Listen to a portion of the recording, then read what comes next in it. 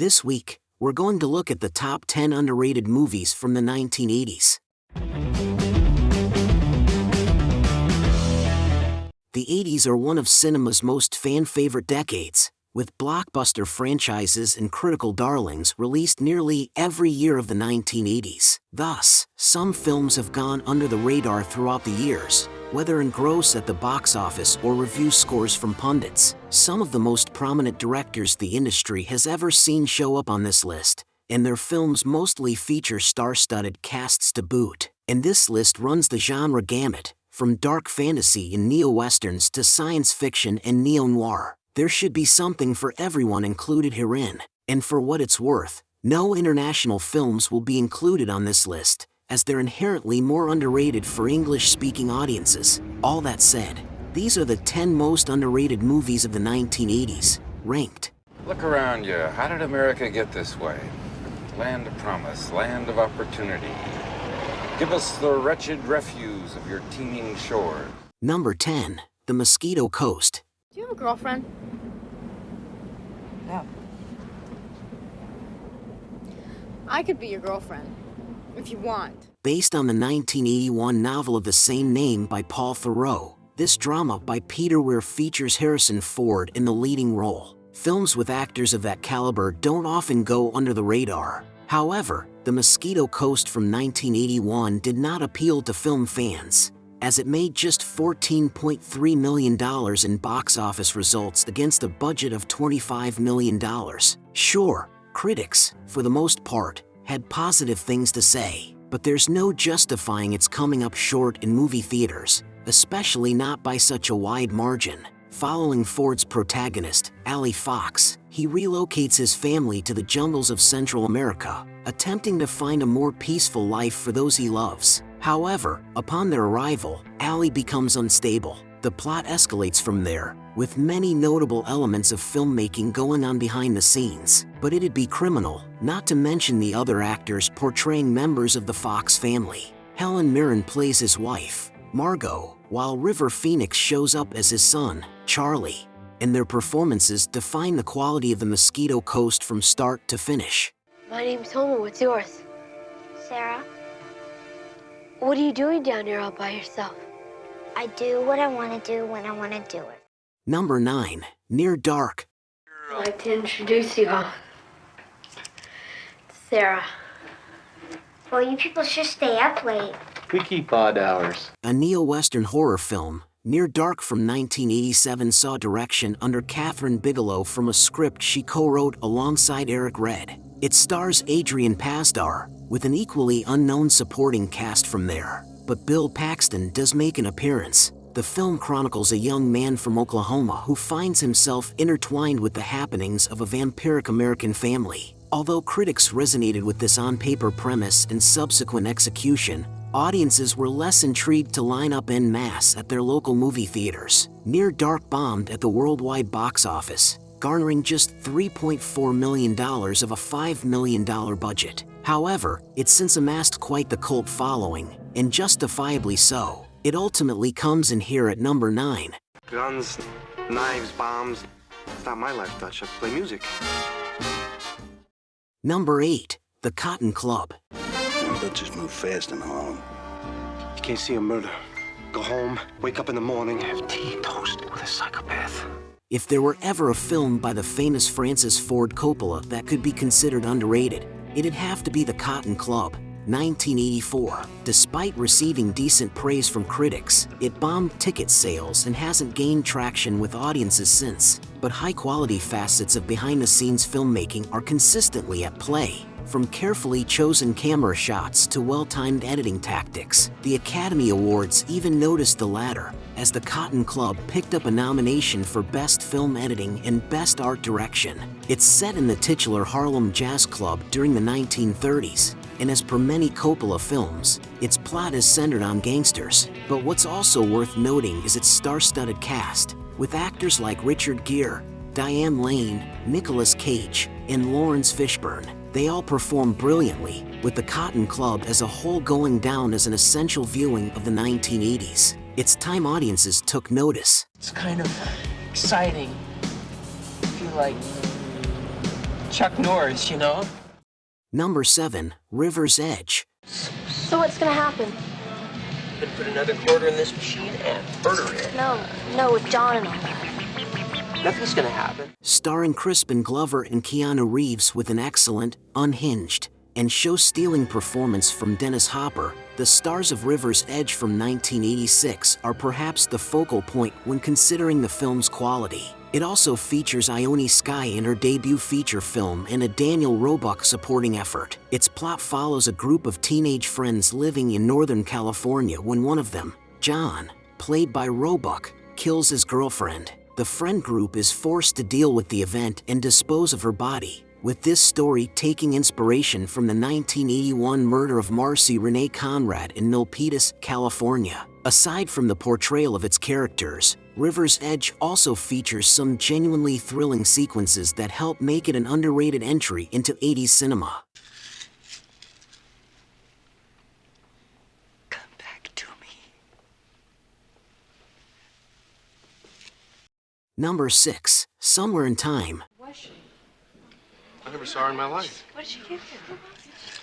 Oh my God. The script for Somewhere in Time from 1980 was adapted by Richard Matheson from his 1975 novel Bedtime Return, and the film at hand stars Christopher Reeve in his first of 2 appearances on the list, with more similarities that will be touched on in a bit, alongside Jane Seymour and Christopher Plummer. Set in 1972, it follows Reeve's protagonist, Richard Collier, a playwright who wishes himself back in 1912 to fall in love with an actress named Elise McKenna. Although the film managed to rake in $10 million against a budget of $4 million, it came up short in critical reception. Somewhere in Time holds a mediocre approval rating of 52% on Rotten Tomatoes, while at the same time, audiences on that website, more than 25,000 of them, approved of the film with an average score of 88%, and justifiably so. If not for its original premise alone, Somewhere in Time deserves a spot on the list. Someone's following you.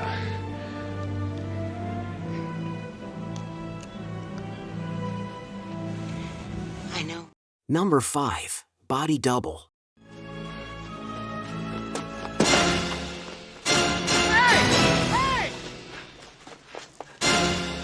From 1984, an erotic thriller with tangible neo-noir elements, Brian De Palma co-wrote the script alongside Robert J. of Wretch, with its plot conceived as an homage to the films of Alfred Hitchcock, such as Rear Window, Dial M for Murder, and Vertigo. And although this was nowhere near as well received, Body Double has undoubtedly gone down as overlooked throughout the years. It's now considered a cult classic, with its plot homing in on a struggling actor named Jake Scully, who lands a job house-sitting for someone in the Hollywood Hills. From there, he utilizes the home's telescope to snoop on the neighborhood lifestyle and ends up witnessing a murder. And frankly, Body Double is as good as it sounds. Because of your negligence, a man we wanted for a long time has been lost. Now, come on, we'll take some of the heat for this, but we're not taking the rap. Number 4. Black Rain. Directed by Ridley Scott, this neo-noir action thriller accrued fantastic money in movie theaters, raking $134.2 million off a $30 million budget. Most of Scott's films do well at the box office. What makes Black Rain from 1989 underrated is that it failed to resonate fondly with most critics at the time of release. And that's despite a well-executed plot with great shot value throughout and 2 charismatic actors as the leads. It stars Michael Douglas and Andy Garcia as a pair of NYPD detectives tasked with returning a Yakuza hitman to Japan. But upon arrival, their captive escapes, and they're forced to dive deep into the Japanese underworld from there. It's a compelling plot for a film of this ilk, and it's seen into solid fruition by every prominent name involved. Perhaps it will pick up contemporary traction soon enough.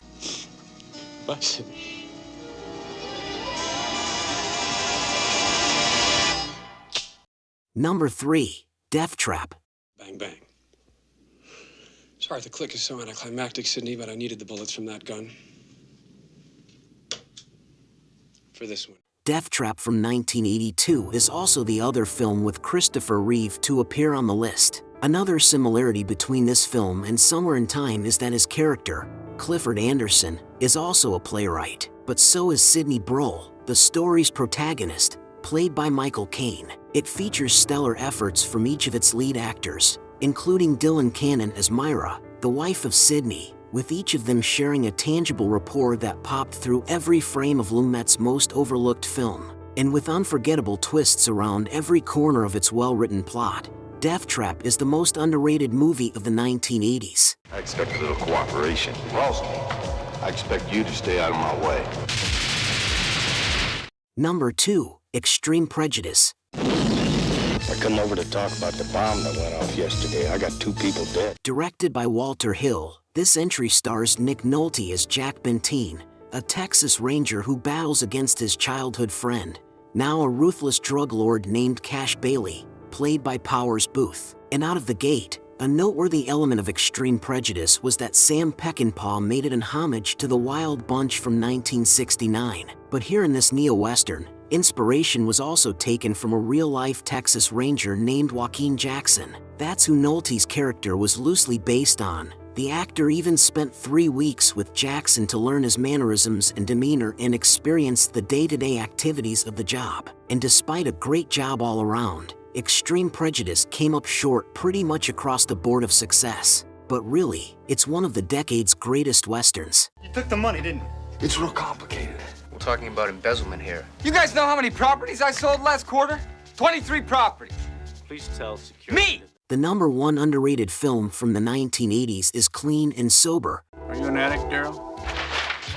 You don't even know you got a problem. I just want to make sure I understand the deal as far as the confidentiality aspect is concerned. A big-time real estate agent, played by Michael Keaton, has a nasty habit. Like most films revolving around addiction, the premise of Clean and Sober from 1988 facilitates a particularly poignant plot, with a powerful performance from Keaton as Daryl Pointer. This is his most underrated effort and perhaps the most overlooked movie he's taken part in, regardless of decade. Directed by Glenn Gordon Caron, its original screenplay was penned by Todd Carroll. Although neither of those names should appear particularly familiar, there is another noticeable name in Clean and Sober, as Morgan Freeman provides a memorable supporting effort. He and Keaton share an electrifying dynamic from the first frame, and that rapport defines the quality until its final scene. Without a doubt, Clean and Sober is among the most underrated movies of the decade at hand. That was our show for today. What did you think? What movie from the 1980s do you think is underrated? Please let me know what you think in the comments section below. As always, I'd be honored if you subscribe to my channel and ring the bell to stay informed.